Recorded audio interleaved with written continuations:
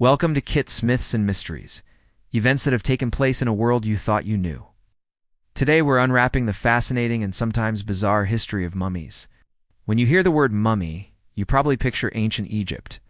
But mummification was a global practice. The ancient Chinese, the Aztecs, and even cultures in North America practiced it. In fact, the Spirit Cave mummy, found in Fallon, Nevada, is over 9,000 years old, predating the Egyptian pharaohs by millennia.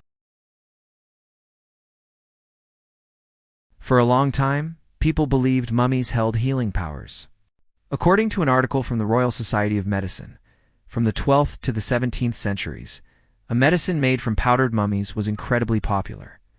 It was called mumia, and the demand was so high that countless mummies were dug up, ground into dust, and sold as a cure-all. This demand was based on a misunderstanding.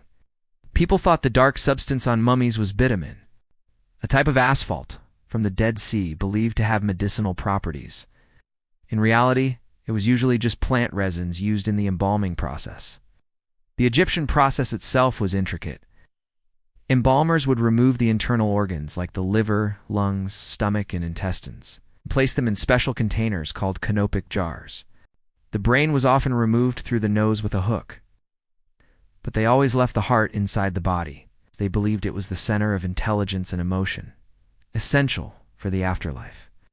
In a curious detail, the eyes were sometimes removed and replaced with painted onions to make the deceased look more lifelike. Of course, no discussion of mummies is complete without mentioning King Tutankhamun. His tomb, discovered in 1922 by British archaeologist Howard Carter, was one of the most spectacular finds in history. It was almost perfectly intact, filled with thousands of priceless artifacts. But the discovery was quickly overshadowed by rumors of a pharaoh's curse. Howard Carter himself dismissed the idea, but the legend grew as several people connected to the expedition died under mysterious circumstances over the next few years. The financier Lord Carnarvon died from an infected mosquito bite just a few months after the tomb was opened. Coincidence or curse? The debate continues to this day. From sacred objects to medicinal powders, the mummy's role in our culture kept evolving. In the early 20th century, they transformed into figures of horror. Bram Stoker, the author of Dracula, penned a novel called The Jewel of Seven Stars, which portrayed a malevolent mummy. Then, in 1932, Hollywood sealed the deal. Boris Karloff's iconic portrayal in the movie The Mummy terrified audiences and cemented the mummy as a classic monster right alongside vampires and werewolves. But the strangest chapter in the mummy's story might be the mummy unwrapping parties of the Victorian era. European aristocrats would buy mummies, invite their friends over, and literally unwrap them for entertainment. These parties were incredibly destructive.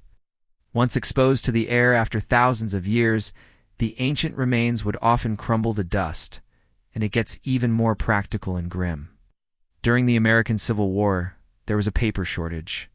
So, what did they use? You guessed it.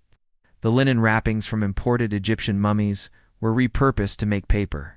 Imagine writing a letter on a piece of history that once enveloped a pharaoh.